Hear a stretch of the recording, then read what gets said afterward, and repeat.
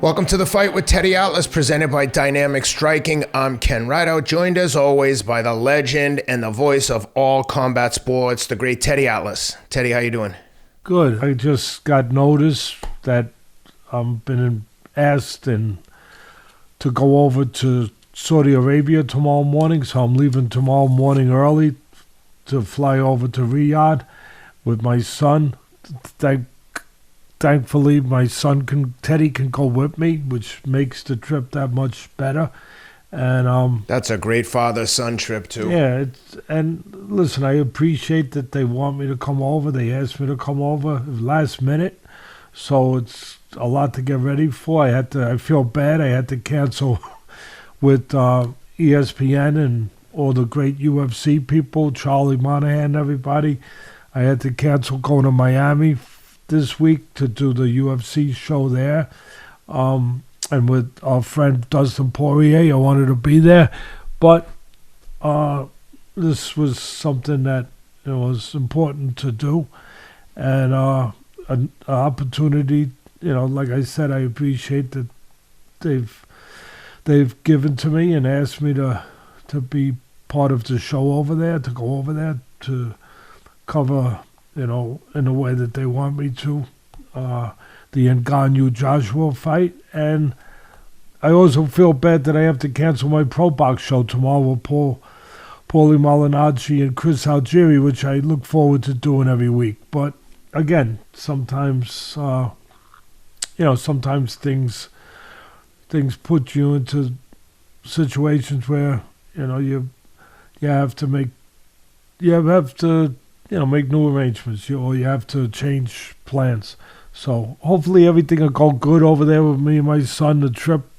And then I'll get back here, be able to report on the Ngannou Joshua fight and the atmosphere and everything that goes with it over there in Saudi Arabia and Riyadh, to be exact. And, the place that is quickly replacing Las Vegas as the capital of boxing.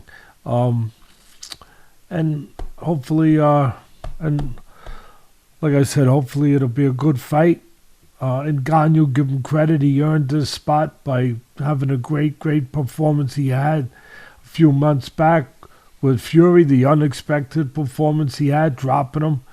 So, it should be a great atmosphere, real good undercard, or at least one of the, I don't even know the undercard, I'll be honest, but I'm interested in the co-feature of the undercard, which is Joe Parker and Weili, the giant Chinese fighter, who is an Olympian, and two-time Olympian, I believe. Speaking of that, who do you like in that fight?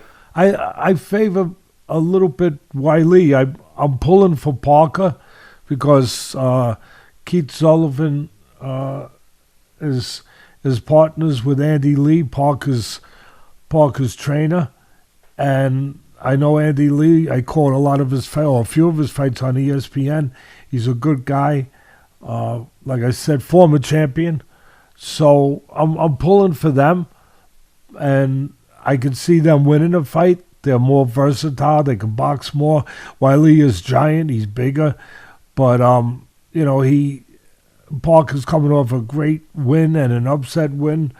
It was also in Saudi Arabia against Deontay Wilder. That was a big upset. Put him in the position for this. I think this is an interim heavyweight title. I gave up on trying to keep track of the belts, titles. I gave up on that.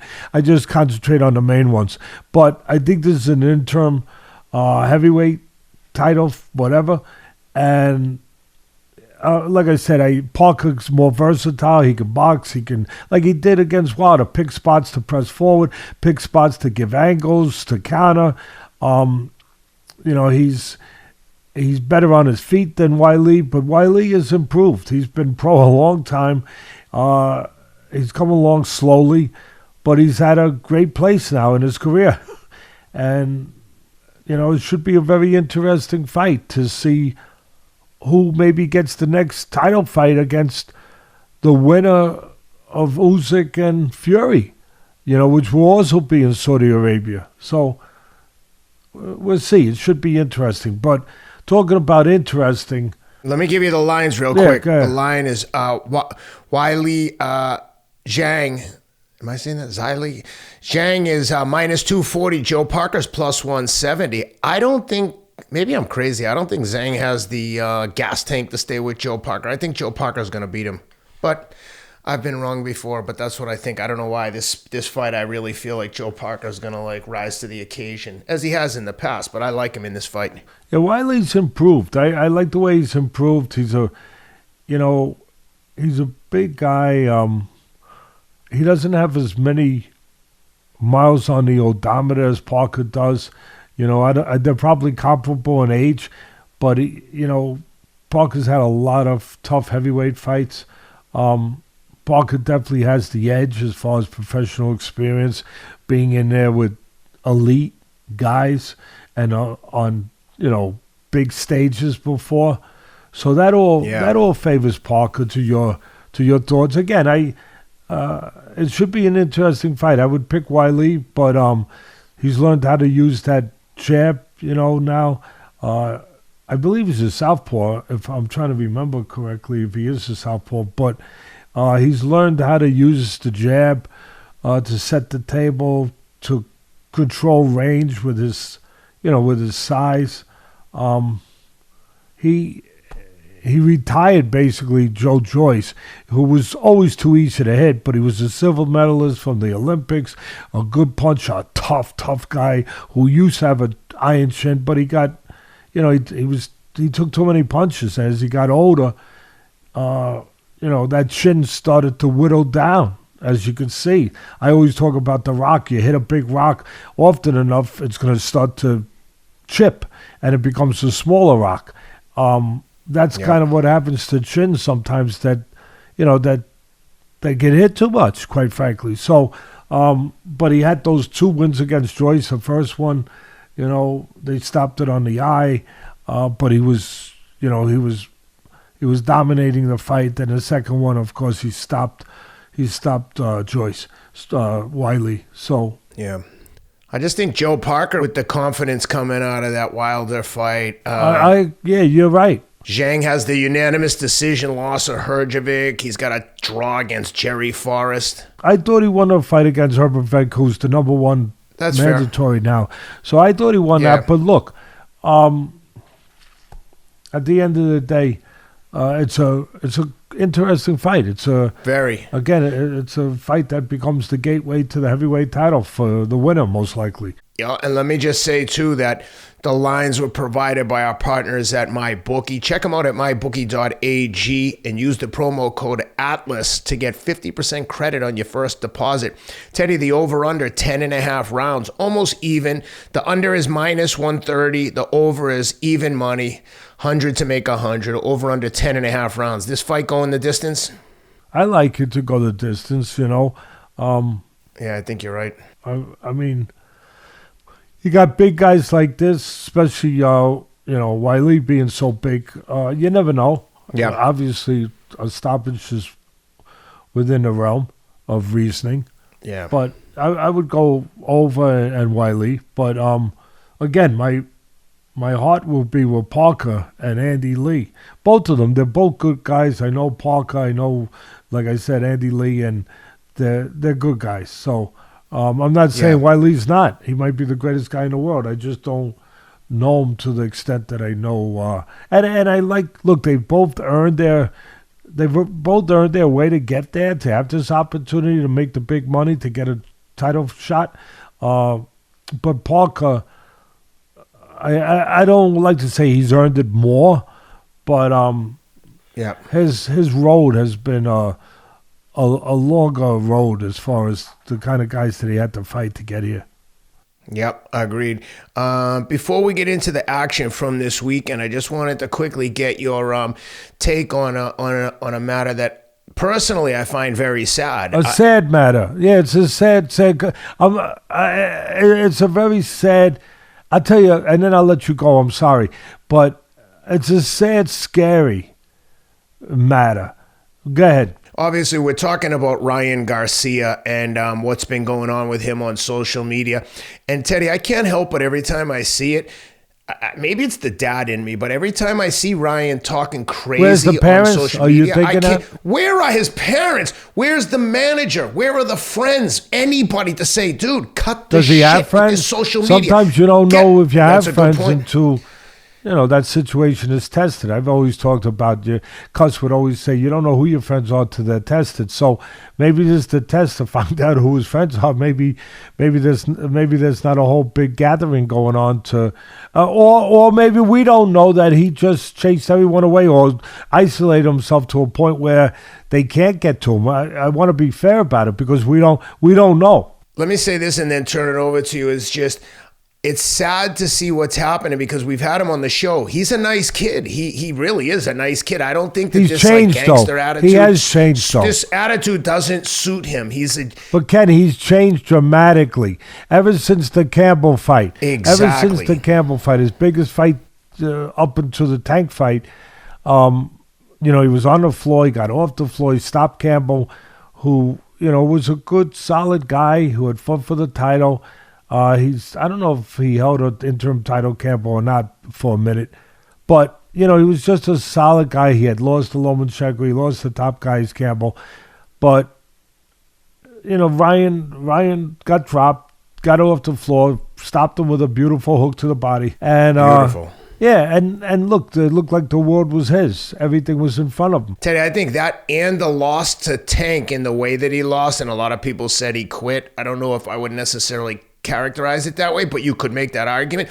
I think that was a huge turning point for him too. I think that was a huge blow to his ego, and he's been probably tortured as a result of the ending of that fight. But what do you think here? Like, where do we go from here?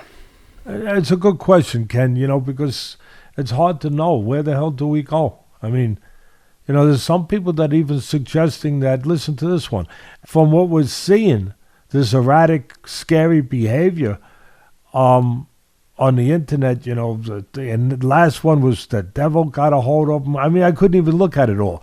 I'll be honest with you. I really couldn't. Like, the devil got me, and no, I know what you mean. I'm captured by the devil. I mean, just so, and then him smoking weed and posted that, and then he shows up at the press conference for the Haney fight. He looked like he had been on a binge, if you want to say that. Yeah, to be honest, for sure. And he shows up for that, and he says, "So okay, you all know I'm smoking, I drink, so what, whatever," and it's just a lot of scary, erratic behavior that just has to concern you about another human being. That's all. Nobody wants to see a human being tortured. Nobody wants to see a human being going down a bad path. And he proposed to he's recently been divorced. I guess he proposed to a girlfriend on the internet. And it just, again, he's all over the place. You just hope I get worried about a guy like that. I do, because he's very emotional. He's obviously having mental issues or emotional issues, and obviously that's fair. Yeah, obviously I think it's fair to say he needs help. He needs somebody, if not friends or family, somebody professionally to talk to him. One of the things I started to say that people even hinting at that it's a possibility, which who knows? So some people said, rather than saying that he's just the obvious, that he needs help, that this would have to worry you, this kind of behavior. But some are saying, well, this is what he does. He's a creation of social media. He's a talented fighter. He came up. He's a talented kid. But he was also a good-looking kid who was playing his social media game really wise. He had 9 million, 10 million followers, very smart, putting up things. And there's some people that are suggesting that, hey, is this to build his social media to continue getting more, hits? I looked at one when somebody said that. I looked at one of his posts, and it had 2 million views within a short period of time. So I was thinking, come on, it doesn't seem like he would go to that extent to get. Yeah, I don't think so. No, I don't either. I know where they're but I coming just want to from, put it but out there. People are saying that, Yeah. you know, because he is a good-looking kid, he is a kid who worked hard, not by accident, but he was smart, just like Jake Paul. You know, smart to build up the social media. Give all the credit in the world to Jake Paul. He's a genius that he took that and he parlayed that into the boxing career that he has and the promotional career. Really. But Ryan also had the social media thing going. And now, you know, now there's also people saying he's doing it to get more pay-per-view views for the Haney fight. So that's in the mix. That's in the air. Again, if he's going to that extent to do those things, it's still worrisome. It's a problem. I would doubt the Haney fight could even happen now. I have concerns. I'd be more surprised if that fight happens, honestly. I'm waiting for them to announce it's off. That's fair. And I agree with you. But I'll take it further. I'll take it a step further. Nobody's talked about this. I knock the commissions of boxing. They don't do enough. They're full of crap. Too many of them. They're pretty much controlled by the promoters, because without the promoters, they wouldn't be able to be a commission. There'd be no work to commission. There'd be no reason for them. So their jobs are directly tied into the promoters that are big, that are doing regular shows in their areas, wherever their areas are. And so I don't have faith in a lot of the commissions. And for good reason. When I see the things they do and they don't do, when their job is to do certain things, to look out for the fighters, to, you know, look out for the sport, I see them come up short. So this is a job for the commission, I would say, that if you ever had a reason to have a commission, and you do, to protect the fighters, right? Yep. They need to now show their, you know, what they're made of, their salt, if you will, and step up and say, hey, Ryan Garcia is not fighting in our area, in our commissioned area, until we have doctors evaluate him. I think that's fair, Ken. That's what I was just going to say. I think an evaluation is more than fair, given the erratic behavior.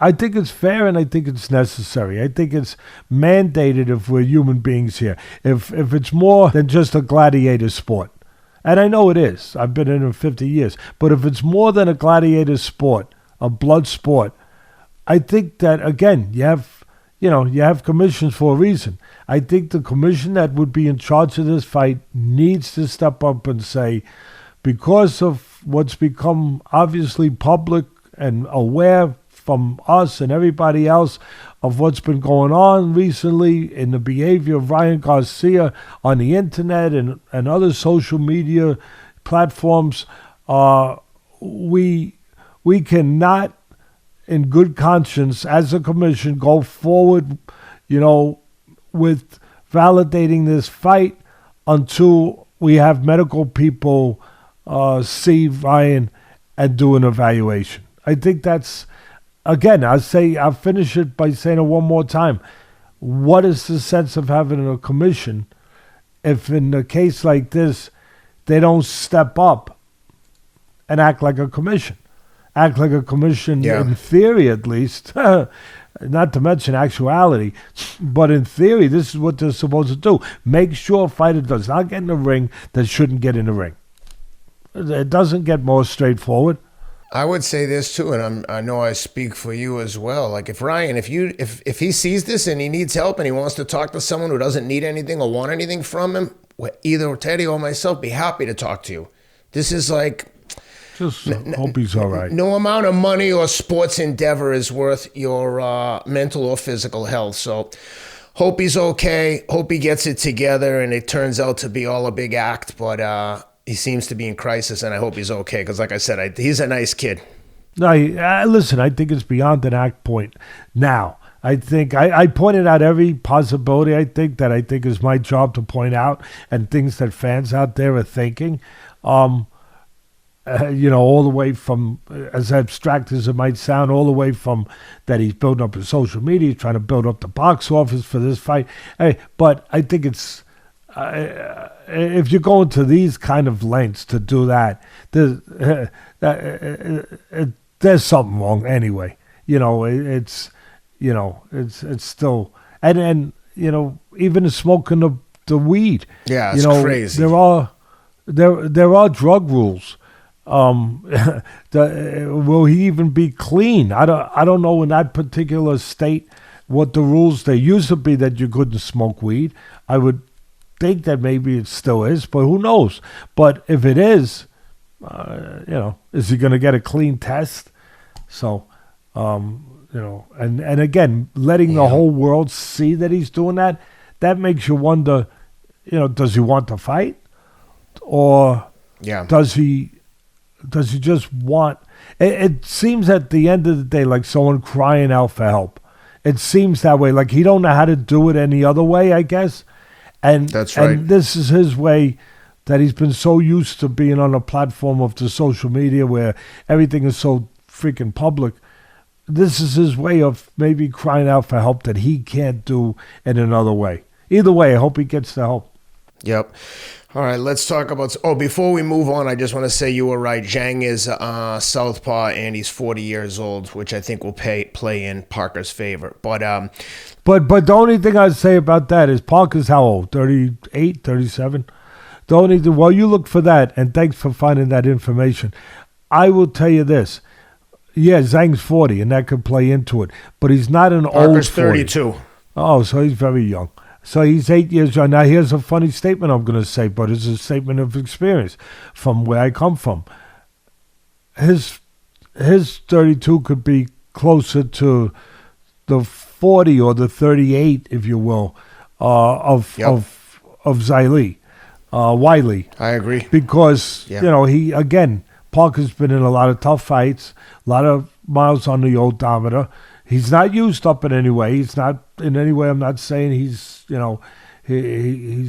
damaged good. I'm not saying that. I'm just saying he has a lot of miles on his odometer, and Wiley doesn't have. Although he had a big amateur career, he doesn't have as many miles on his odometer when it comes to pros. So he might be a younger 40. All right, let's go. Let's get into some vicious knockouts over in the UFC, starting with Australian Steve Erceg. Gets his 11th win in a row with a vicious knockout of Matt Schnell. 26 seconds into the second round, he hit him with a left hook that followed a right hand to the body, and good Lord, I think the scary part with this knockout is the way that Matty Schnell's head bounced off the canvas. That's always the dangerous shot, when the head's moving one way and comes to an abrupt stop against the canvas. That was a scary one to watch. Luckily, he got up and walked out of the ring, but Matt Schnell's another really nice guy from Mississippi. Good guy's been on the show. Tough to see. What'd you think? Yeah, I think, first of all, there was two potential prospects for KO of the year, and that's one of them. Yep. Just beautifully done. You described it. Beautifully done. But definitely a candidate for knockout of the year. Two of them the same night. Just great form. Set it up beautiful. Right hand to the body. Left hook to the head. A very picturesque, very traditional, classical, if you will, classic combination. It reminds me of the guy who made it very classic for me. I'm going way back. I had the benefit of watching Big Fight Films, and that was the name of the company, Big Fight Films, with Bill Caton and Jim Jacobs, who later managed Mike Tyson. They were close to Kholmatov, who I was up in Catskill with for 7 years. And in the house there, we had the privilege of getting the film sent to us. Back in those days, 8mm, whatever it was, 18mm. We'd have to put it on a projector.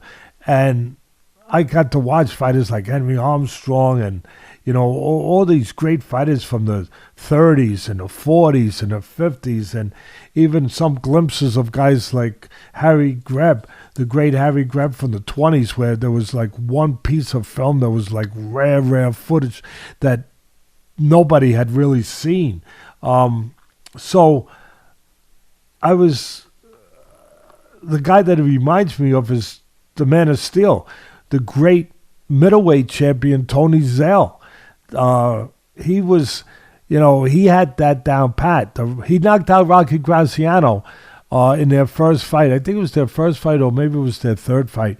But he knocked out Rocky Graziano from New York, who was a middleweight champ. Great right-hand puncher with that combination. Right hand to the body, left hook.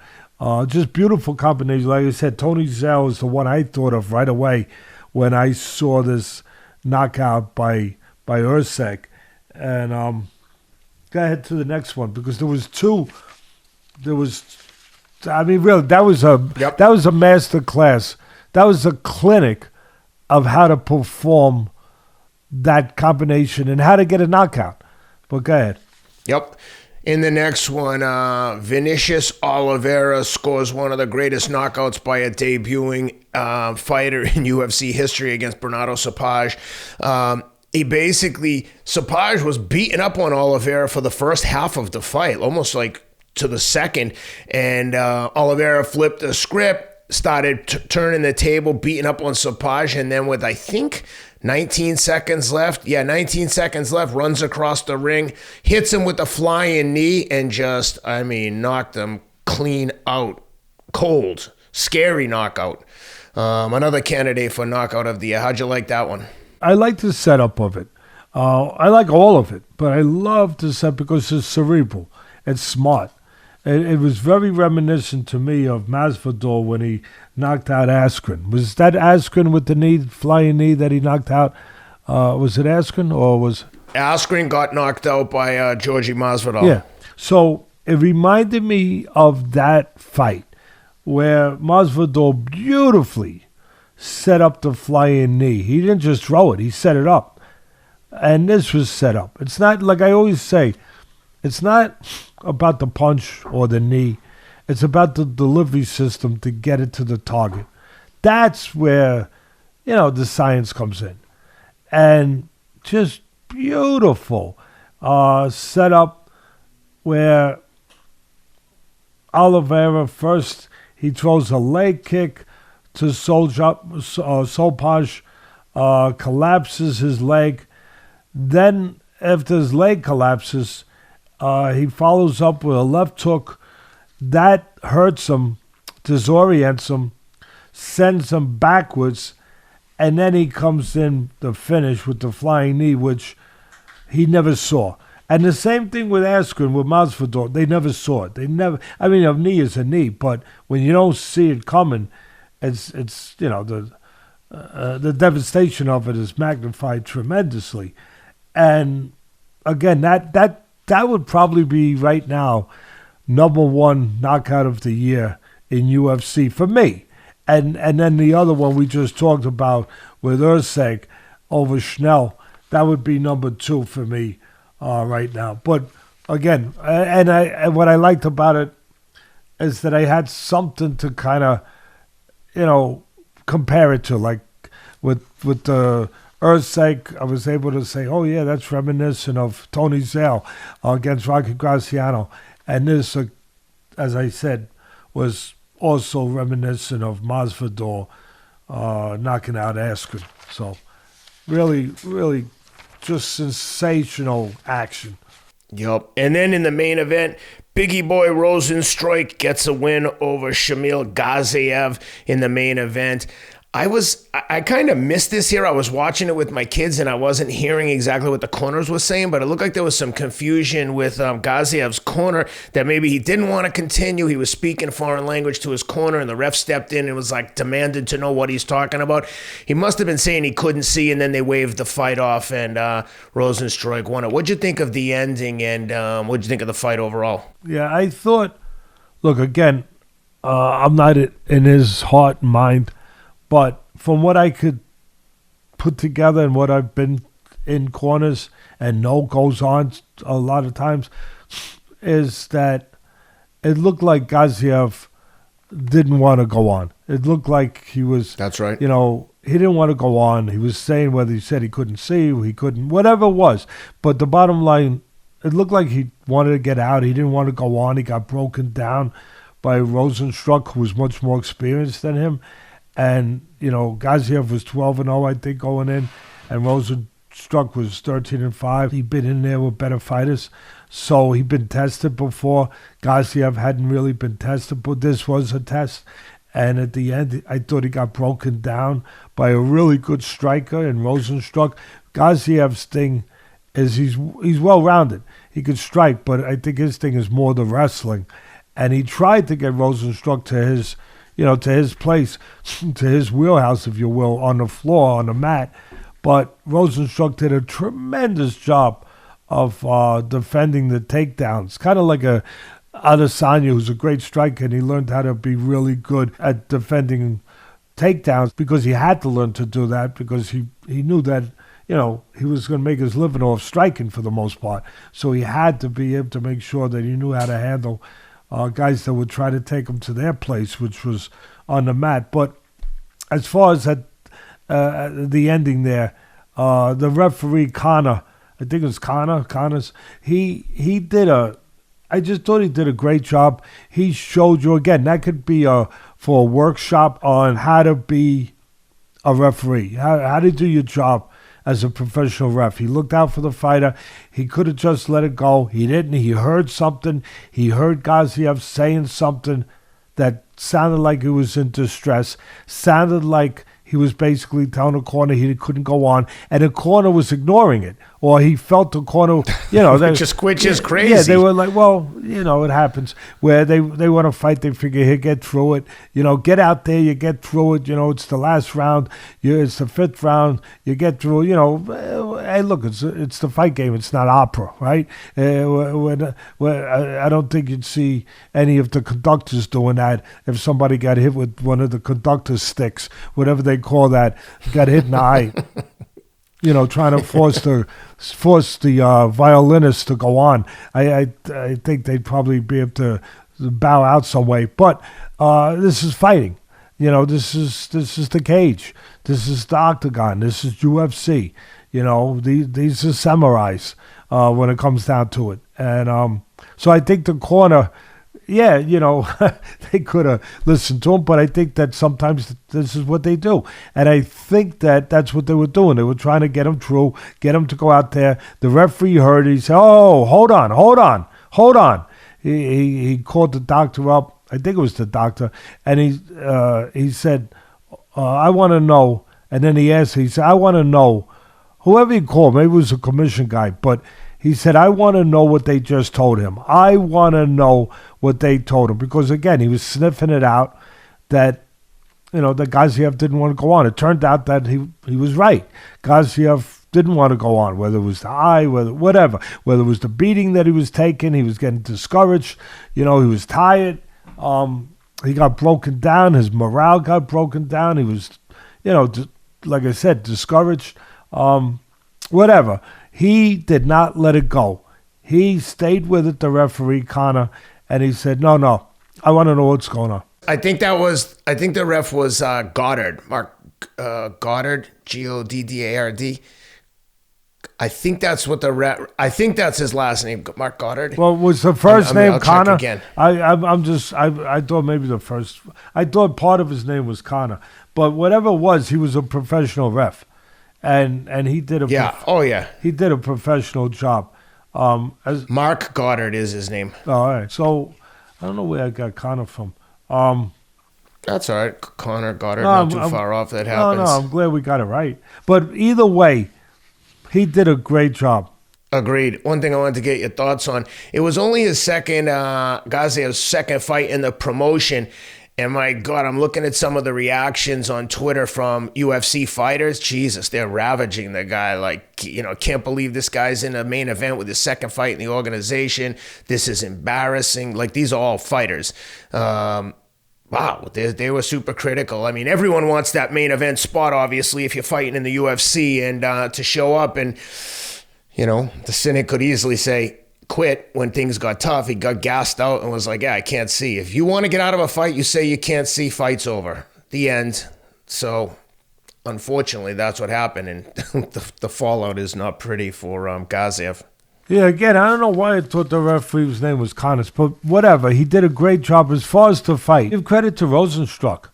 I mean, he came there with an undefeated guy. Gaziev was putting pressure on, trying to break him down with the pressure, trying to get him down, trying to get a takedown.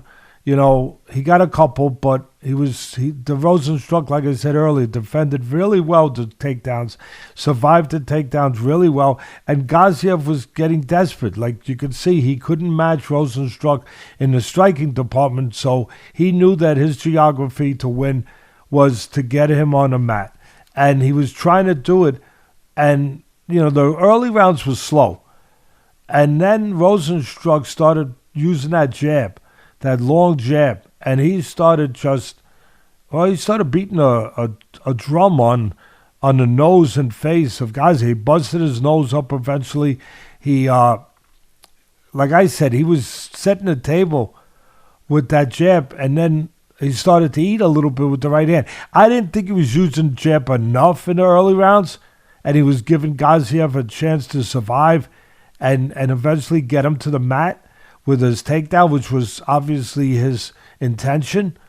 But Rozenstruik stepped it up when he needed to. And you could see the confidence, but it was like watching a fire that somebody suddenly put another log on a fire, and it got That's right. It got bigger, Ken. I mean, you could see. That's a perfect description. That's a good one. I haven't heard that one before. His confidence just grew right in front of you. Yeah. And it's like they were shoveling coal into the furnace. And the other guy was just like, the train's coming and it's going faster. 100%. And he saw it. Gaziev saw that the guy's confidence would get better. His was getting less. And by the fourth round, he dominated. I mean, he was beating him up in the fourth round. Jab, right hands, dominating. And then by the end of the fourth round, that's when, of course, it got to the corner. And what happened where the referee eventually stopped it. And that's the unfortunate part, because everyone can see what's going on. But, when the fighter's in there in real time, he's like, I got to get out of here. Short of getting put to sleep, that was his only way out in his mind. Yeah, he got broken down. He got broken down mentally. And and physically too. But all the credit to Rozenstruik, who this fight, I'm curious to see what he does after this fight, who he fights and how he performs, because this is the kind of fight that can really put a guy on the track that he needs to be put on, where he finds himself, where you see that sometimes in sports, and you see it in business, you see it as a lawyer, you see it whatever, where something happens in a certain event, a certain experience, in whatever their arena is, right? And they do really good, better than expected. I think it was the underdog. And all of a sudden, bang, things change. I'm looking for bang. Things change with Rozenstruik. The confidence that he found in this fight. He's got a good frame. He's got a good jab. He doesn't use it enough. He learned to use it more. He controlled space really well. Didn't allow Gaziev to get to where he needed to get to control him. And it was a really great performance. I was happy. I was really happy for Rozenstruik. Just the way he appealed to me as a guy who, he's got 5 losses. He's in a tough business. And this is his big opportunity. And he gets it and he takes advantage of it. And now it can lead to bigger and better things. So I was happy for him. Yeah, he definitely needed that win. I mean, he hasn't had 2 wins in a row in over 10 fights. Lost a couple in a row to Volkov and Curtis Blades. He lost to Jayton Almeida. He needed a win to get back on track. And prior to his first loss against Francis Ngannou, he had about 11, 12 wins in a row, including going a winning streak in the UFC until he got knocked out by Francis. And 100%. And I'll leave it with this. When the test came, Gaziev just, again, he wasn't as experienced with that. That's why I always say you don't know how good a guy is till they're tested. And that means stepping up. And when he stepped up in this particular case, Gaziev got tested and he didn't pass the test. At the end of the day, he wasn't able to be mentally what he needed to be. Physically too, obviously, but mentally what he needed to be when that moment came. All right, breaking news here before we move on to the Jake Paul fight. I just saw on Twitter that Ryan Garcia posted something. Rob just summarized it for me. Basically, Ryan is saying he's not in possession of his phone anymore, doesn't have access to Instagram, has been locked out of his bank accounts. It sounds like someone in his family or someone in his inner circle right? Are trying to protect him from himself, and he's not too happy with the situation, obviously. Well, thank God, thank God. Well, good, yeah. Good for them. They should. But I want more than that. And listen, I'm not knocking no one. I agree. And I'm on the outside looking in, Ken. But I want more. I good took his phone away, but you can't do more damage because he was. What he was doing with the phone, putting stuff up, was not good. But closed his bank accounts, great. Protected him, looking out for his money, very good. Yep. But now get him to a professional. That's right. Medical person. In the medical field. Well, hopefully this is the first step, because you know what they say, when you're in a deep hole, when you're in a dark place, stop digging. Stop making it worse. And that's what he was doing with all the tweeting and posting. And you don't realize you're making it worse. Obviously. That's right. When you're confused like that, and you're in, like you just said, in those kind of places, obviously you're not thinking right. So if you're not thinking right. That's right. You don't know if your decisions are going to make it worse or make it better. In your mind, you think they're going to make it right because you think you're on a path that is right, that makes sense when it doesn't make sense. Well, hopefully he's telling the truth. I don't know how he was able to post a video on Twitter if someone's taken his phone and locked him out of his accounts. But he bought another let's one. See if we're going he in the bought right another direction. phone.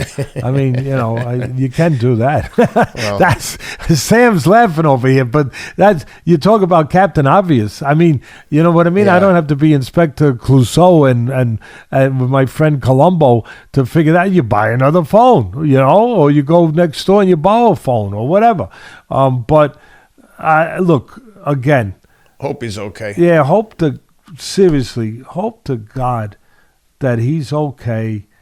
And I know when you're in a lost place, you get angry at people trying to help you, and you think that's right. Don't get angry. Listen, they're sincerely trying to help you. It looks like, and just Ryan, allow yourself to get the help. You're worth it. Think of it that way. You're worth it. Anyway, what next? Yeah, he's a good kid. Before we do anything else, if you want to take care of your own health and wellness, make sure you're using Athletic Greens, the all-in-one green drink. I take it daily. You mix it with a scoop of Athletic Greens in the morning with about 8 to 10 ounces of water. You drink it down. It's the one-stop shop for all your health and wellness needs, at least on the vitamins front. It's got vitamins, minerals, prebiotics, probiotics, designed with several doctors, made from whole food sourced ingredients, 75 different food ingredients. The cleanest of the clean, safe for sports, no worries about cross-contamination. This stuff is the best on the market. There's a reason so many people talk about it. I see they're advertising now on ESPN, which means they're selling a lot and they have a bigger budget, and they're selling a lot because it works, and people that take it know it. So do yourself a favor. Get yourself a subscription to Athletic Greens. It comes every month. And if you use the code ATLAS at checkouts, you'll get 10 free travel packs with your first purchase. The travel packs are a gift that keeps on giving. I take it with me everywhere. Sometimes, like I said, I take it 2 a day if I'm traveling a lot. Your body gets incredibly run down. Your immune system's compromised. Take care of yourself. Take Athletic Greens. Go to athleticgreens.com/Atlas to take advantage of the offer. Let's talk about Jake Paul, the problem child. He gets another win. I would say, look, we like Jake. He's been on the show before. I just don't know what fighting some of these guys is doing for him at this point. He's got some like decent wins over some big name guys, granted UFC, older guys, but this kid he fought, the last two opponents he's fought are, they're not good. They're not good at all. He knocked this kid out in the first round. It looked like the kid was scared to death. How the hell this guy has so many, I think he was 17-2 maybe, the opponent. I don't know what 17 people he beat. I'm not trying to be a jerk, but he was completely blasted out of the ring by a guy with 6 fights. It was a hard one to watch. I'd like to see him step up if he's going to keep fighting, but what'd you think? Jake Paul, how many fights you got now? More than 6? I don't know. 6 or a little more? I don't know. Whatever it is. Doesn't matter a lot. But he knocked out Ryan Bourland. Ryan Bourland is 35 years old. Jake Paul is 27. Jake's 9-1. Yeah, so he's got 10 fights, not 6. But that's good. Yeah. 27 years old. Bourland, 17-2, 6 knockouts. But, as I've said many times, as anyone who's a half a seasoned boxing fan knows already, that a boxing record, a record in boxing is not reflective of how good someone is. It's not necessarily reflective of, definitely of the caliber that he's been in with. A lot of people take for granted 17-2. Oh wow, good. Okay, that's a step up, but the record is inconsequential. What's consequential in boxing to go by is who is attached to the record. In other words, who did you fight? Who did you beat? Who did you lose to? Who did you fight? That's all that matters. I don't care if you're 101. I don't care. I want to see who were the 100 guys you fought, I could imagine, and who's the one guy you lost to. Who you fought is what's relative, not the math, not the numbers in that way. So he fought a guy that he had been inactive. He had been inactive for a year and a half, since September 2022. And then before that fight, he'd been inactive 4 years. I want to be absolutely accurate. 3 years and 11 months. So, yeah. October of 18, and then he came back in September of 22, and then he fought Jake in March of 24. Yeah, so, like I said, before the last layoff, a year and a half, he was off almost 4 years, just about 4 years. Look, I love Jake. I love what he's done. He's a genius. Yeah, I'll say it again, you haters out there. Go ahead, go and get yourself sick. He's a genius. The guy's a genius, and he deserves credit. And he takes risk when he gets. Yeah, there's no risk there that night, but he's taken risk before. Yeah, he picks his opponents. Yeah.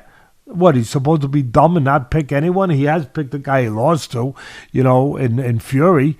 It was competitive, but he lost the fight.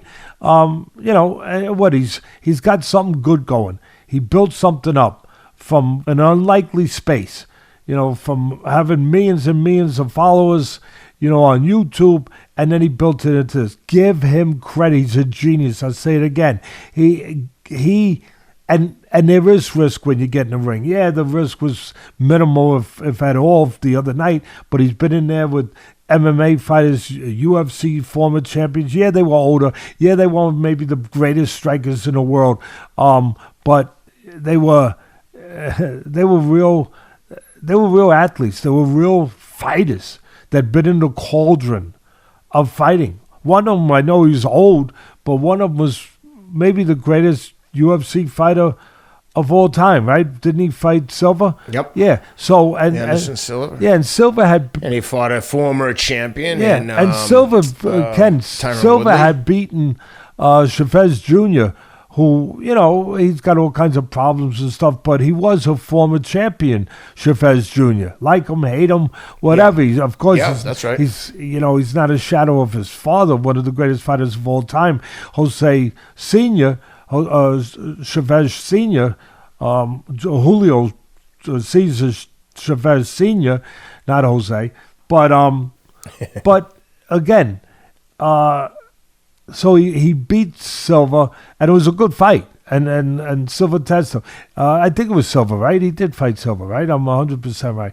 And then yes, he fought Anderson Silva, and he fought also Tyron Woodley, and he fought Ortiz, right? He fought Yep. And that was a test. You know, he hurt Ortiz earlier, and then Ortiz again. Ortiz, you know, a top UFC legend, a tough. Wait a minute, who? He fought Tyron Woodley and Anderson Silva. Yeah, not Ortiz. Not Ortiz. No, not who fought Nate. Who fought Nate? Who was it that fought Nate? Jake fought Nate. He fought Tommy Fury, Anderson Silva, Tyron. But that's Woodley, what I'm talking about. Ben Nate. Askren. That's who I meant. I'm saying Ortiz. Nate. Yeah, you meant Nate Diaz, not Ortiz. Yeah, that's who I meant. I'm sorry. Yeah. So. Yeah. No problem. Yeah. So listen, Nate Diaz is a monster. I know he's older. I know he was leaving the UFC. He had finished competing there, but still. And he got tested in that fight. The guy has been in the furnace. Guys like those guys, you say they were smaller than you when they fought. Yes, they weren't the top strikers. Although I'd say Silva was a great striker. He was a top striker. But he was 40 years old or whatever, over 40, whatever his age was. Old. Yeah. So, but still a special guy.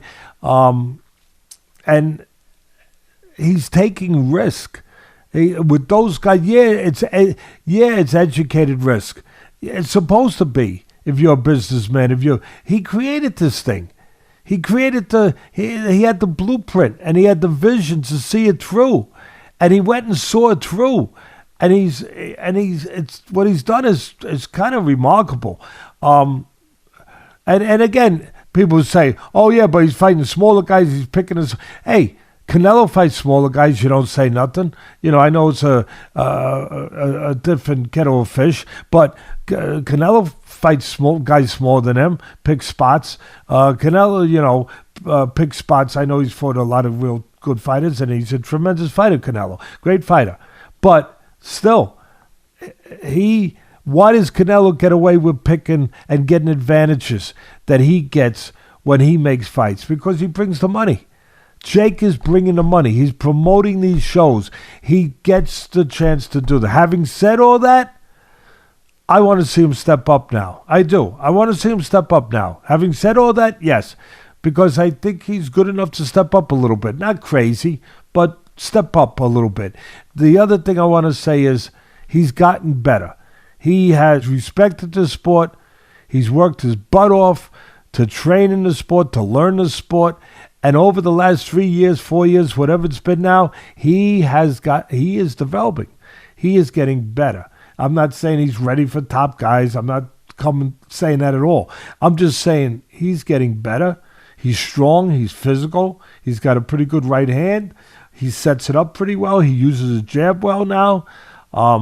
He's comfortable in the ring now. He's much more comfortable. And he's showing a little versatility now where he's comfortable doing different things. He goes to the body. He switches to the head. He jabs. He controls the outside. When he thinks he should move forward, he moves forward. He's getting an identity in the ring. And part of it is because obviously he's advancing. He's improving. And he's working to improve. But he's getting calm in an uncalm environment. He's becoming comfortable in an uncomfortable environment. Go ahead, Ken. I'm sorry I didn't let you. I was just going to say, in addition to everything you said, he's got one huge variable that he's added to his arsenal that you can't get any other way than have fights. He's got tremendous confidence. And if it's not confidence, he's friggin' crazy, because every time he fights, I'm convinced that he really thinks he's going to kill everyone. I think he really believes he'll beat Canelo. And that kind of confidence. Well, part of it, he's a good salesman. He's a good promoter. Yes. Let's say that. One thing, I'm always going to say what I see and what I believe. 1 minute it might be hot water, next minute it might be cold water. I don't care, because I'm going to say what I feel has to be said to put out what I believe is the truth. He knows what to say. He knows how to do that. He's great at that. He really is. His brother's pretty damn good at it, but he's great at it. But, again, he's still a work in progress, and he he's a guy that you got to marvel a little bit at what he's done. You really do. Yeah, I do. I take my hat off to him, and I say, wow, well done, son. Well done. Really, this is America. This is the greatest country in the world of opportunity. You are a poster child for the part you've done to show that. So anyway, that's yep. Yeah. Well, let's jump right into the main event, which was canceled. Amanda Serrano, apparently she got her hair done, and some chemicals from the hair got into her eye, allegedly while she was running. And it was very strange that they, instead of announcing it like the day before, they got everyone in the arena. And then as the main event was about to start, they said, tonight's main event's been canceled. Jake said everyone who bought a ticket is going to get reimbursed. But I've read that it's a $1.5 million in the gate. So $1.5 million out the door to everyone who bought a ticket, allegedly. It's hard to know with boxing what's real and what's not. But the bottom line is the fight was canceled due to scratched cornea, which, I mean, I guess, can chemicals burn the cornea or burn the protective layer of your eye? I'm sure they can. I'm sure that's legitimate. I don't imagine Amanda Serrano is afraid of anyone, for the record. I think she's one of the toughest women to ever do it. I love watching her fight. She always gets in there and delivers.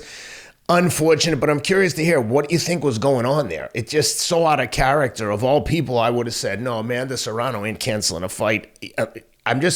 It was really bizarre. Yeah, I agree with you. Listen, it didn't look good. It had a bad look to it. I'll tell you what I think, or what I thought at the moment. And again, I'm outside looking in. And one quick thing, by the way, Teddy, they had the opponent in the ring, gloved up, ready to go to announce that the fight wasn't going to. It just, the whole thing was strange. Why would you have the opponent yeah, I agree. Suit up? Maybe it wasn't so strange, but I agree. What I mean by that is, I think that they probably could have maybe been more upfront to tell people. Maybe they said they found out 36 hours earlier, or whatever, somewhere in that range, that the cornea was damaged. That's okay. That's a different day. If you know it then let everyone know you're not fighting. I think that's where it gets a little dicey.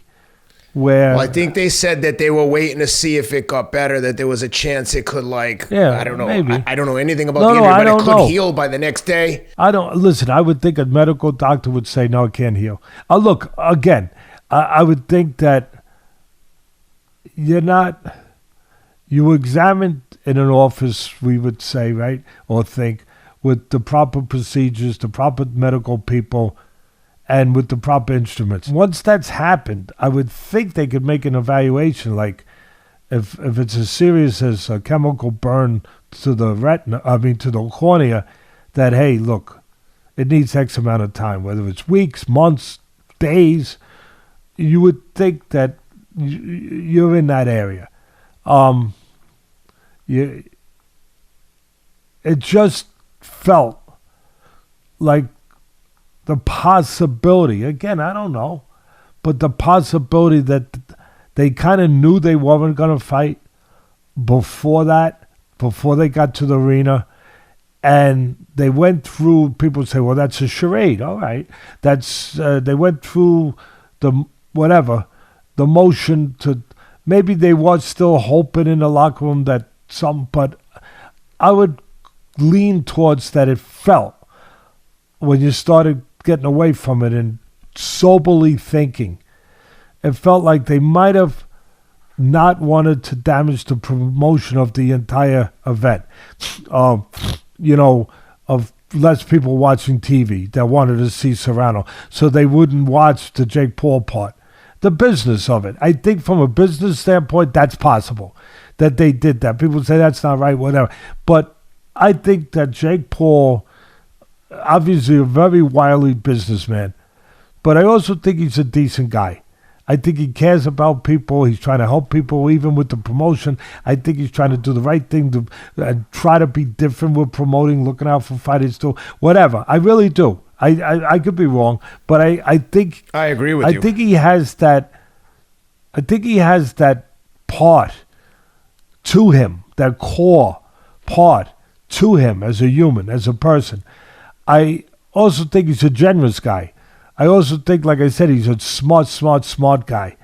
He knew he was going to have to return his money, so he figured, okay, because at the end of the day, I didn't pull off, no,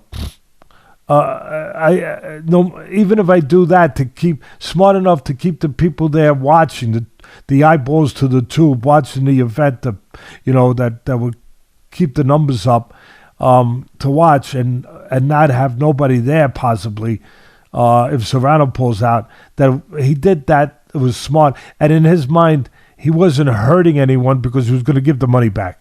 In other words, I'm still going to give the money back. I had that set in my mind.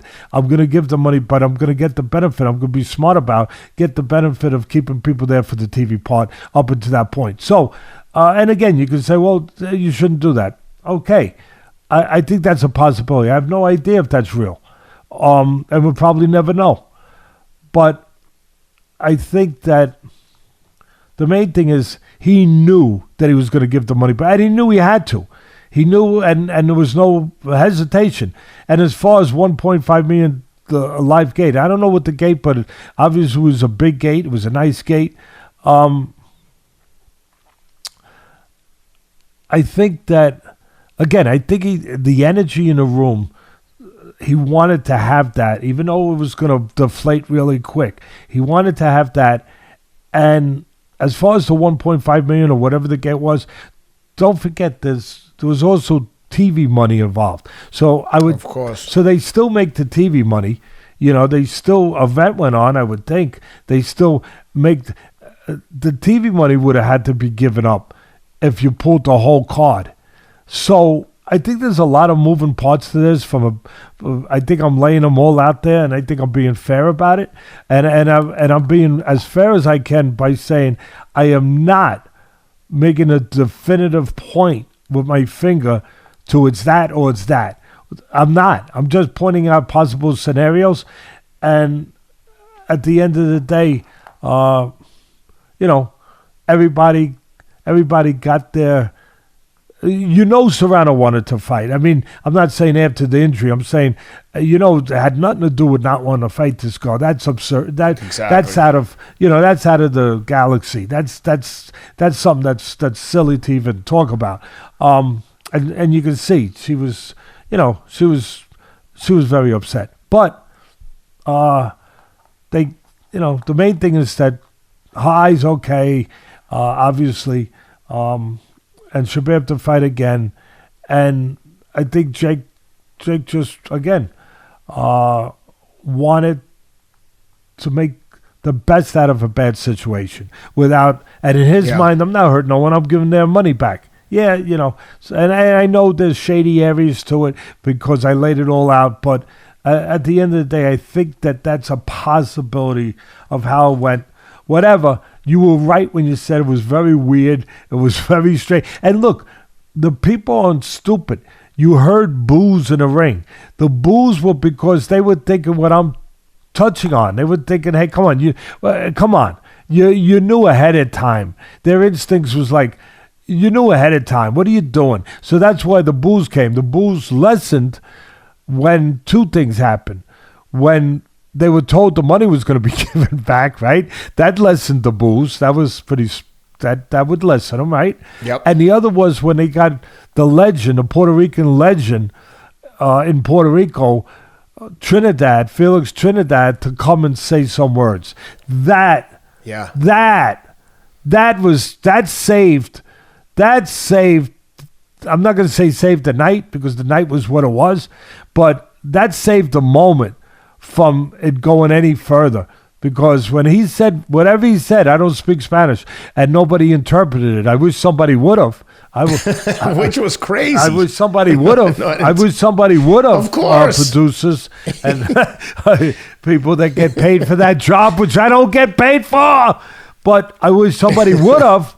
But whatever he said, it was the right thing, and it struck a chord to the great Puerto Rican fans, because Puerto Rico has a heritage like Mexico, where they have great fighters. The Mexican fan base is great. Their tradition, their history of fighters is unreal, tremendous, and Puerto Rico's tremendous too.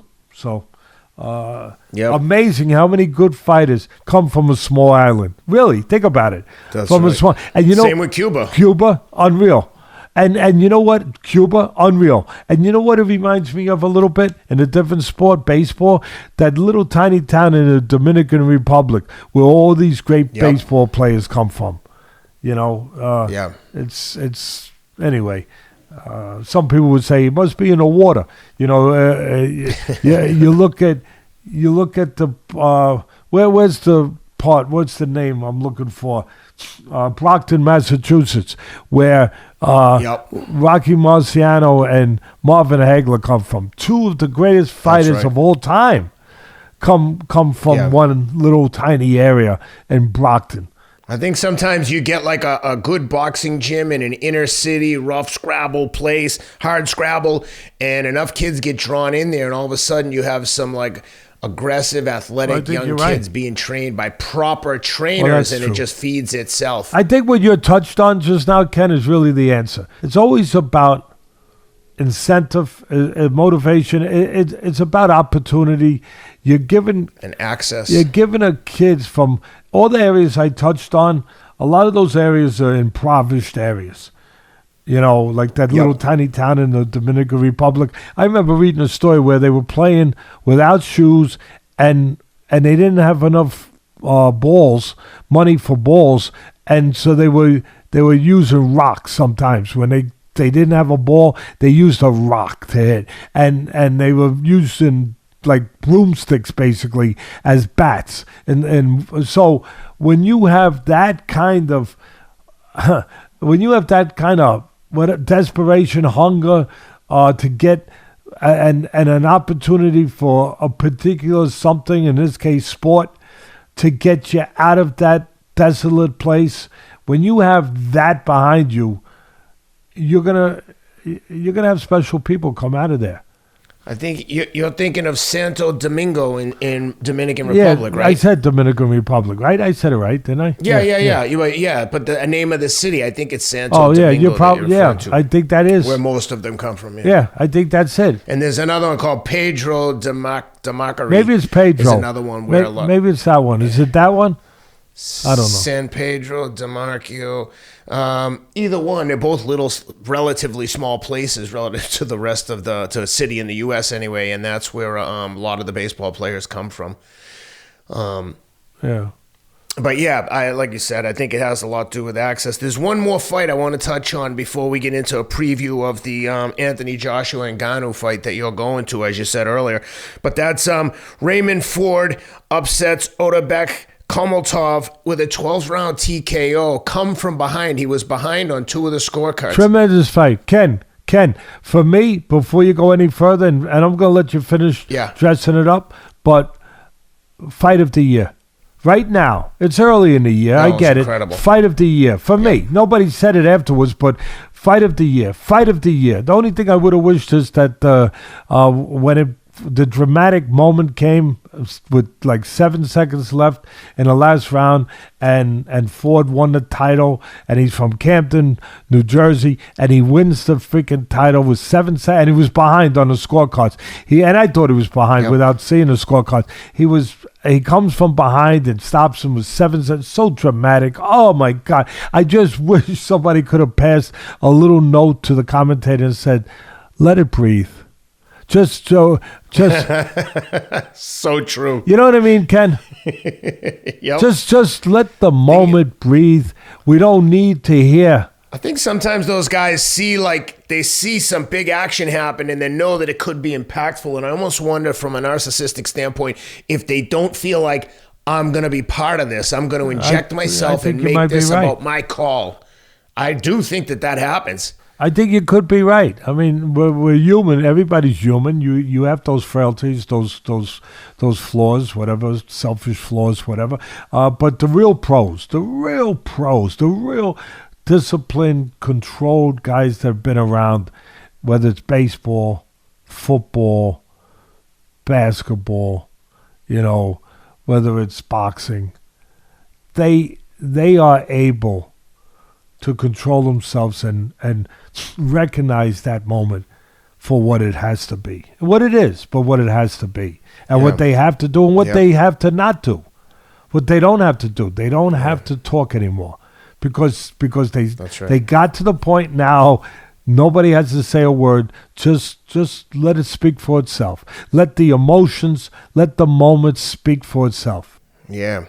Well, I want to get your thoughts on the stoppage because, as you said, as we said, that he was down, that Ray Ford was down 106-103 on 2 of the 3 scorecards, and he was up 105-104 on the third.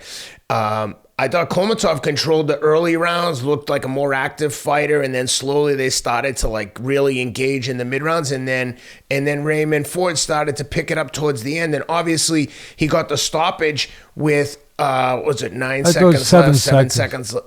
7 seconds left.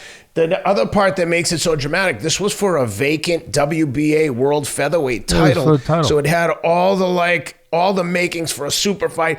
And I'm curious from your perspective, obviously, if Kholmatov... 2 undefeated guys, you don't see that a lot no more. I mean, you see it, but not at that level all the time. I mean, you had a 12-0, which was Kholmatov against 14-0-1, and both of them southpaws, so a battle of lefties. Go ahead, I'm sorry, Ken. And when I was just going to say, wrap it up by saying, with 7 seconds left, obviously, if he stays on his feet, he's either going to get a draw. If he loses the round by the fight by 2 rounds, maybe he gets a draw, but he could have easily squeaked out a win. You never know what's going to happen with the scores. What'd you think about stopping it when the ref did? I mean, the ref's human, like we've said before. He knows that the fight's almost over. I mean, I don't know that he's consciously thinking who's winning, but what'd you think about the timing of the stoppage? Did you think it was the right call? And man, so dramatic. I imagine Kholmatov's corner must have been thinking dude, hold on to him, stay away, grab him. But what'd you think? I thought it was the right call. I'll tell you why. The referee is not supposed to be cognizant of anything other than the damage being done to either fighter and what condition he's in at that moment. Not there's 2 seconds left, 1 second left, 20 seconds left, 2 minutes left. It's just supposed to be what condition is he in? Should he be stopped or not stopped? And I thought on that the referee did the right job. Kholmatov had turned, the punch turned him, but he turned, where he turned away towards the outside of the ring. Never a good thing, never a good sign, never good body language, but he was hurt and dangerous because even with 7 seconds left, when you turn that way, you're completely vulnerable to everything. And so I thought the referee saved him. Even with 7 seconds, it didn't matter. We've seen it before. People complained about Meldrick Taylor with seconds left against the great Chavez. Meldrick Taylor was ahead on all the scorecards. Chavez coming on very, very strong. I think it was back in the day, it was still 15-round fights. And, if it's 12, Taylor wins. But it's 15, I believe it was 15. And what happens? With seconds left in a fight, Taylor, who again was ahead on all the scorecards, and Chavez hurting him and coming on, but he was, just banging him. So all of a sudden, Richard Steele, the referee, stepped in, and literally with I don't know how many seconds was left. A lot of people said, "Oh my God, you took that win away from Meldrick." He did the right thing. The guy, he was hurt. He saw he was hurt, and that's all that mattered. There might have been a little something else going in that fight, because when Steele stopped it, he asked Taylor. He talked to Taylor, I think, and Taylor didn't respond, I don't think, and I think, or something along those lines. And I think what might have been at play there was one of those things that just, sometimes it's just fate. It just happens where the cornerman, the great cornerman, the late great cornerman, Lou Duva, of Meldrick Taylor started coming up the steps. And I think that just made Taylor look over to him. And when he looked over to him, was at the exact time that Richard Steele was trying to get some kind of, answer or something to know whether or not he should go on. And he didn't get it. And he stopped the fight. So there was maybe an X factor which happened, one of those invariables that just comes at those kind of moments sometimes that really does change the fate of two fighters and change the outcome of a fight. But for this one, I thought when he turned his back, he was hurt. I thought the referee had to do what he did, and he did it. It was dramatic. It was a great fight. There was a lot of fencing going on early on, both guys. And then I thought Kholmatov took charge a little bit early, where in the third round, I thought he had a big round. I thought it looked like he was the more aggressive, a little more aggressive, definitely more aggressive. I thought that he was starting to look like he was going to press the fight for the continuing part of the fight and try to be the boss, which he was doing early, especially in that third round. And then a turning point came early after the third round where Kholmatov, I think he hurt Ford at the end of the round. He definitely hurt him at the end of the third, or in the third. And I thought that he was taking charge of the fight. And then all of a sudden, a dramatic change took place. It was like that movie, Changing Places, with Eddie Murphy and Dan Aykroyd, where two people changed places. These two fighters changed. I know it was early, but they changed. Where Kholmatov was the aggressor, he was like the dog in a fight, like trying to chase a cat down. And you think the dog's going to eat the cat. And he's, all of a sudden after the third round, great job by the corner, Ford. They get his attention early. They don't wait till there's weeds in the garden. They pull those weeds out early before they choke the flowers. And right away, they get his attitude switched around. Where he might have gotten discouraged, it might have gone too long, and he might have gotten out of the fight. They switched him around. They got him on track. They fed him the riot act, whatever they fed him. They told him what had to be told. It's a tough business. You need tough, honest people in that corner. They're not telling you, oh, yeah, you're winning, champ, when you're not. You need truth, because the truth will find you either way in that ring. And they got him. He became a different guy. All of a sudden, in the fourth round, he started pressing. Kholmatov started boxing, and Ford started taking control. He started taking with pressure, he started landing some good punches. He had moments where he hurt Kholmatov. He started taking charge. Then in the late part of the fight, Kholmatov had to have the riot read to him, the riot act, or he read it to himself. And it was his turn to say, hey, do I want to be champion? I always talk about, it's not about fight like a champion only. It's about, can you behave like one? When the moment dictates and mandates, you have to behave like they both did. Especially Ford. They both did. And I loved it. It was like reading a chapter. It was like reading a book, different chapters, one after another.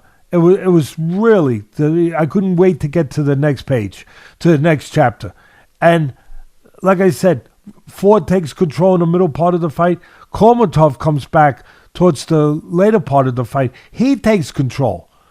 Hurts him, takes control. But at the end of a couple of the late rounds, Ford would land a big punch. One that hurt Kholmatov a little bit, another one that didn't hurt him, but I still thought the rounds went to Kholmatov because he was dominating the rounds. He was busier. He was the boss. He was in charge. And then Ford would land something at the end. But that something did something. It slowed down Kholmatov a little bit, but it did something. It gave him enough. It gave him enough confidence, and it gave enough for his cornerman to seize on it, to say, you got to do more of that. It gave him hope. It gave him something to say, look, see, there's a pathway here. See, this is what happens if you do this. Otherwise, you start to think it's getting away from you. It allowed him, those punches at the end, for the corner to say, no, this is still yours if you want it. And they pushed him. They pushed him. They rode him like a champion down the stretch. I'm telling you, they said the right things to him. And Ford, I had him losing. I didn't keep a scorecard. Like I said, the early rounds, Kholmatov, the middle rounds, Ford changed everything. He started being aggressive. Then Kholmatov came back later. He took over being aggressive, mixing it up with boxing, being aggressive, and being effective, landing more punches, being busier. He took control of the fight going into the very end, the championship rounds. And then last round, where you got to feel this is it. Even as it turned out that the only way Ford was going to win was the way he won, by knockout. But you got to feel, as competitive as it was, you're going to tell your guy, this is it. You want the world title? You want what you dreamed of your whole life? What you worked for your whole life? Well, it's in front of you. Go freaking get it. You got 3 minutes to be uncomfortable. But those 3 minutes will make your rest of your life comfortable. Yeah. Go be uncomfortable for 3 minutes and freaking push every single bit of yourself. Completely squeeze that rag. Get every drop out of it. Everything. Go out there. Be uncomfortable. And then be comfortable for the rest of your life. Because you'll be the world champion. And that's what he did. And he gets it with said. Couldn't be more dramatic. If you wrote it up with a Hollywood script, you couldn't write it up better. People would say, it's a little phony. You made it too dramatic. There's nothing more dramatic than real life. And there's nothing more real than two men trying to become the best in the world inside that ring, when all of a sudden there's nothing separating them anymore except who wants it more. It completely becomes a battle of will. Who is going to will himself to that finish line? Who is going to will himself to where they change their life in the next 3 minutes? And that who was Ford.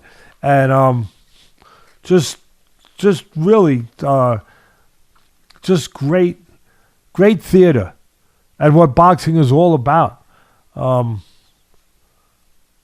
Just tremendous.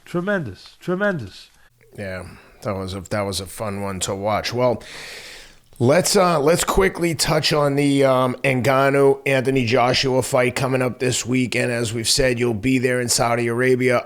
We have a fight plan for everyone. We have a fight plan coming out on. Let me just check when Rob's posting that. I believe it's coming on Wednesday night. So this Wednesday night, check it out on YouTube. Set your timer, subscribe to our YouTube channel, and you'll get the notification. If you're watching this and you're a fan of the show, please subscribe anyway. But you'll get the notification when the when the fight plan posts. And I'm dying to hear your thoughts, given how the line has moved. It opened.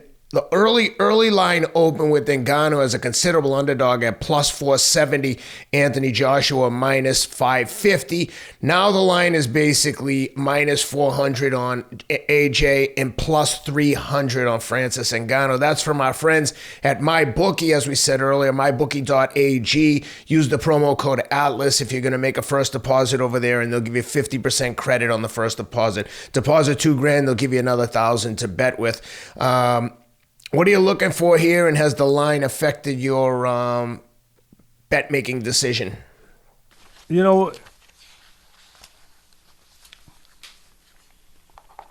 an interesting fight. Obviously, the reason that they're both there and that this could be a big money fight in Saudi Arabia with big attention, they're heavyweights. But one of them is a guy who just showed up. That would be Ngannou, the former UFC champion. Never in a boxing ring before. But but a great athlete. Never in a boxing ring before he fought the champion of the world or one of the champions of the world, Mr. Fury. And what does he do? He shows up and he does, well, almost the impossible. He almost beats the heavyweight champ of the world, but he puts on enough of an effort and show. And it wasn't a great fight, but he drops the heavyweight champ of the world. He drops him. It was like something out of a Rocky movie. You know, I mean, where, you know, you talk about the unexpected, the theater of the unexpected. And, you know, he comes that close to, if Fury doesn't have the heart he has and the chin that he has where he's gotten off the floor before with great punches, Joshua just beat the heavyweight champ. Yep. That's why we're here.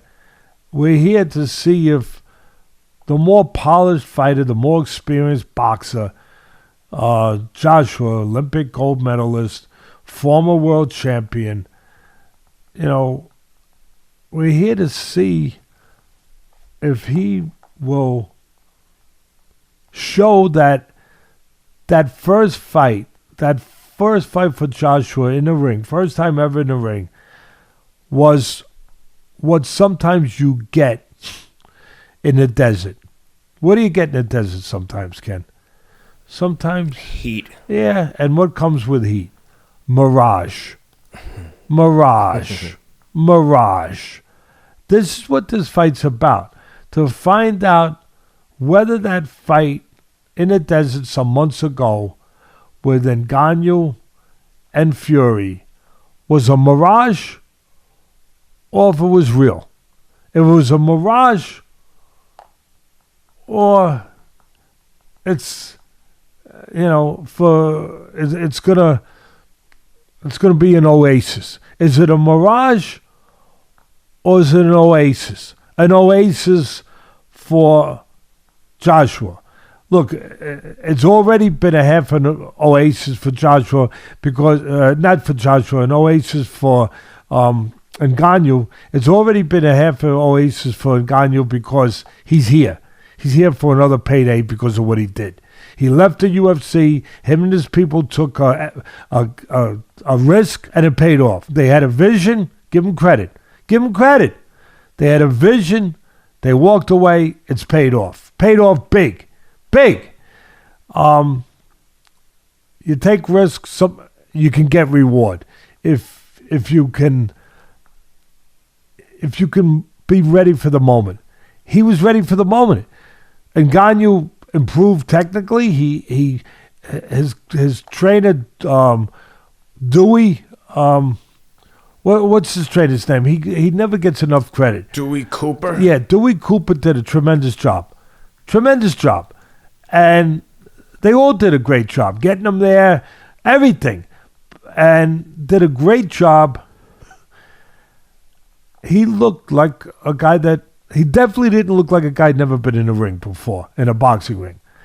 It wasn't just about his power. It was about his technique was good. It was about his delivery system was good. That punch that he dropped Fury, the heavyweight champ, with, it was a counter left hook. Who the freak in his first pro fight throws a counter left hook and lands it on a heavyweight champ? Who does that? Not too many people. And look, he combined technique with athleticism. He's a great athlete. Great athlete. Anyone who's as big as him and 6'5", 280 pounds, solid as a rock, and can kick somebody in the head standing still or do a back kick. They're a good athlete. Yeah, I'd say. You know, he took his athleticism, he honed it, forged it with technique to have him prepared to perform this way. And then, of course, the real key was why I gave him a chance to win the first time. I was one of the only people that say he could win this fight. They did a piece on ESPN with me saying it, and everybody thought I was crazy. I said he could win this fight. And the real reason was he's an athlete, he can punch. You know, when you can punch, you have the ability to erase a lot of problems. But the real reason I said he had a chance And why he has a chance here is mentally. Yeah, he'd never been in a boxing ring, but he'd been in the UFC MMA octagon, where it's the same thing as far as getting what you need to get. And what is that? Familiar with heat. Familiar with flames. Fire. Where you are used to being in a place that's dangerous. In a place where other people get burned up. Where people that aren't used to that and they feel it for the first time, they get evaporated. He wasn't going to get evaporated because he'd been in that cauldron. He'd been in that atmosphere before. So it's going to be interesting. I can't see. They were smart enough, the first thing, not to get outside themselves. Michael Jordan, the greatest basketball player for me of all time, used to say, never let yourself get ahead of the game. Don't get ahead of it. Don't get outside yourself. Don't get past yourself. Stay within yourself, within the game. They didn't get ahead of themselves, they being Ngannou's people. He didn't do too much where he might have made mistakes being that inexperienced. He didn't do too much. He jabbed, he kept it simple, he kept it basic, and it allowed him to not make mistakes. Here's the thing it also did. It didn't allow him to win a decision because he kept it simple, he kept it basic, which I understand. I give him credit. But it didn't allow, he still won because by dropping him and making it, he won. That's why he's here. So he won the night. But he couldn't get a decision because he would have had to be a little busier. He would have had to use that jab that was terrific a little more. And other punches behind it a little. And that would have been more risk for a guy who's not that experienced and more opportunity for Fury, who is experienced, maybe to catch him. Now, if he's in there to win, not just get paid, and I think he is. I think that's his nature. But if he's in there to win and not just get paid, he being Ngannou, they have to take more risks this time. They're going to have to let their hands go a little more. And you got to remember, they still only have 2 pro fights. This is their second pro fights. So you're taking a risk. You're going outside the realm, outside maybe the script, if you do that. But I think if they want to win, they're going to have to do that. I think Joshua, for him, he's going to keep it simple in a way that he's going to use his jab. He's changed now. He's back a little bit. He's gotten some of his confidence back. He looked good in his last win, his last fight. He's gotten, like I said, he's gotten, what do they call it? Your mojo. He's gotten his mojo back, where I think he feels like the guy that used to be fighting before he lost to Ruiz, where he's in charge, he's the best, he's going to be the boss, he's going to push guys back with that jab, he's a good puncher, he's going to put punches together, he's going to be what he used to be. I think that his mentality of that is there, where he'll probably think that we can do it safely, properly, behind the jab. You don't want to get careless with a puncher like this, but we can push him back because a puncher can be negated. That power could be negated 2 ways.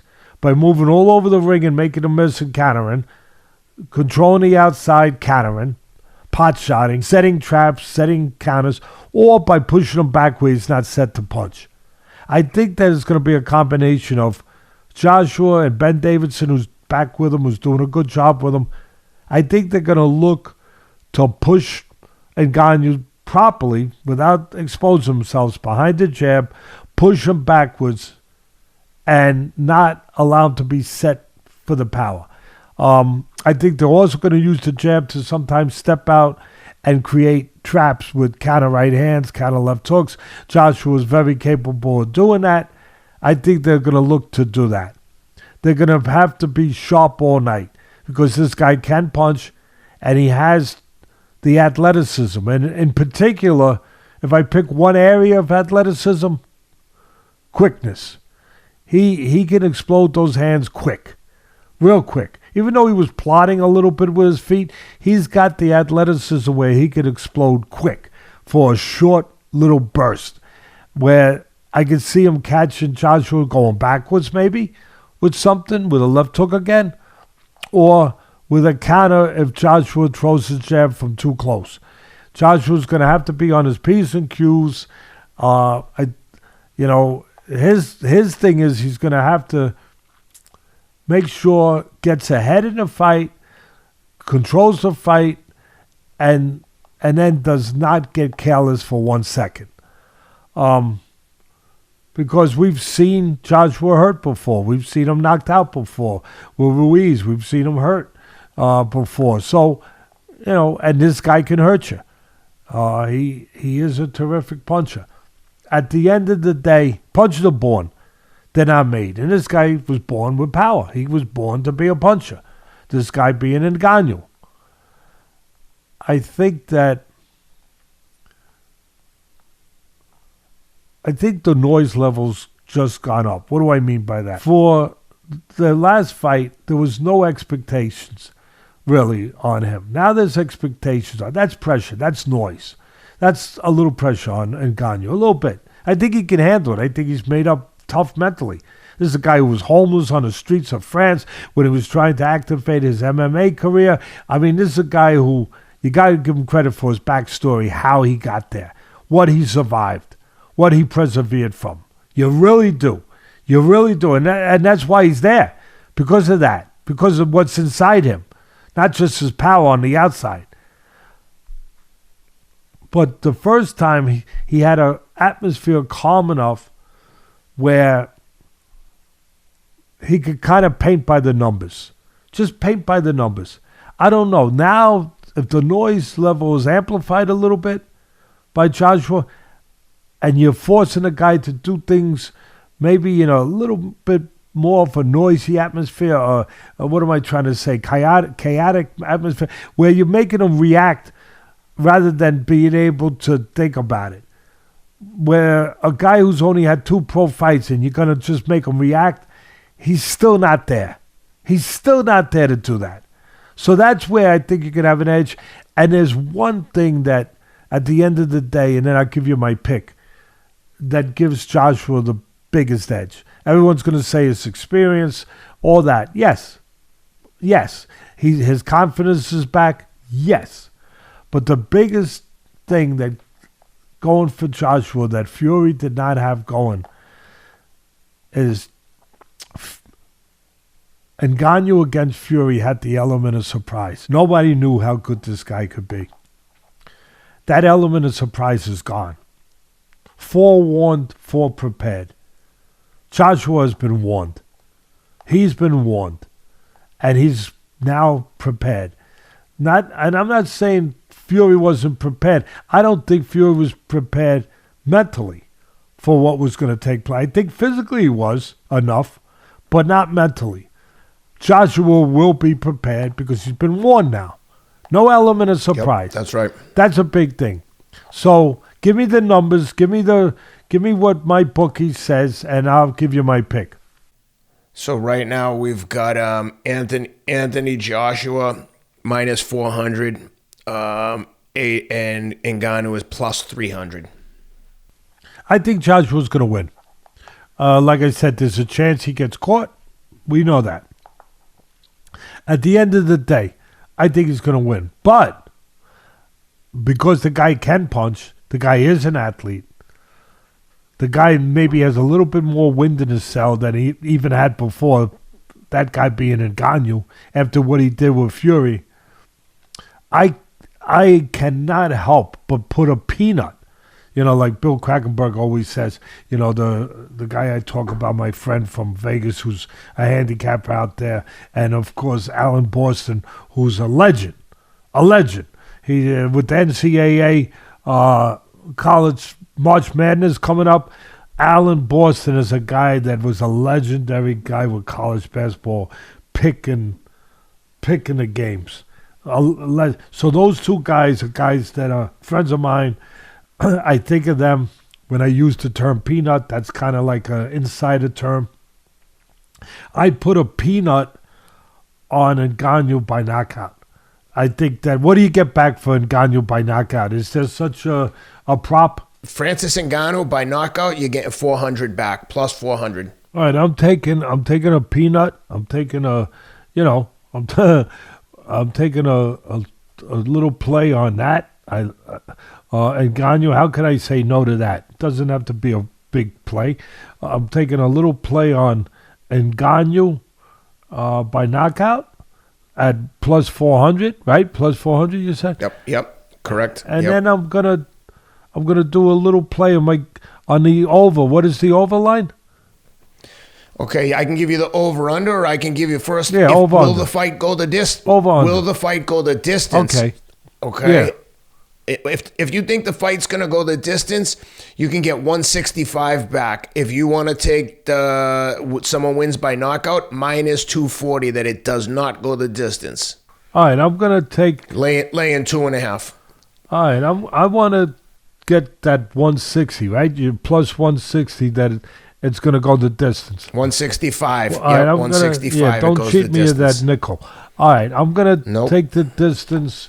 It's going to go the distance. I'm going to say, I'm going to back myself up. I'm going to get 165 going the distance. I'm going to back myself up, protect myself with a knockout by Ngannou. Mm-hmm. And, I would like to put a play on Joshua by decision, but to win. Not by, just to win. What would I lay? Joshua by decision, you get back $210 plus 210. AJ by decision.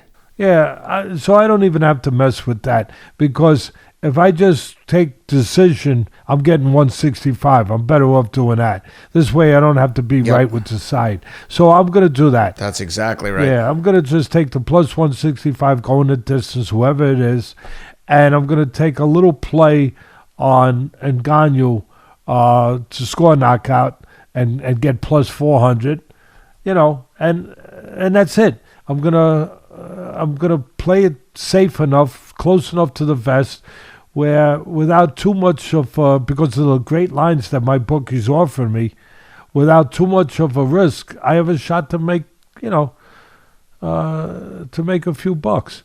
So I think I don't want to lay what would I have to lay if I straight up just took Joshua to win? What would I have to 500 or somewhere in that neighborhood?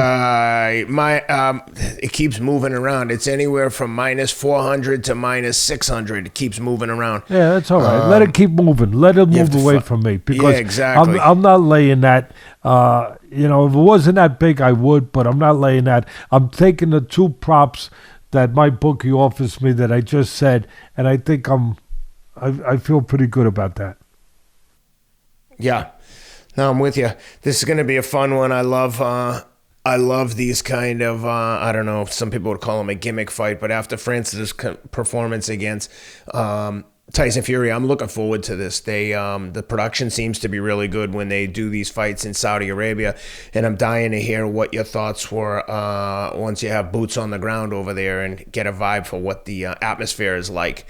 But with that being said, Teddy, I know you've got a long flight to Saudi coming up in a few hours, so we're going to wrap here, guys. If you're with us, please subscribe to the YouTube show. We appreciate you guys. Leave a review and help us help you. It helps us tremendously to have those reviews and subscriptions. So thank you for everyone for being with us. Yeah, please do that. And Teddy, you got anything else before we say goodbye?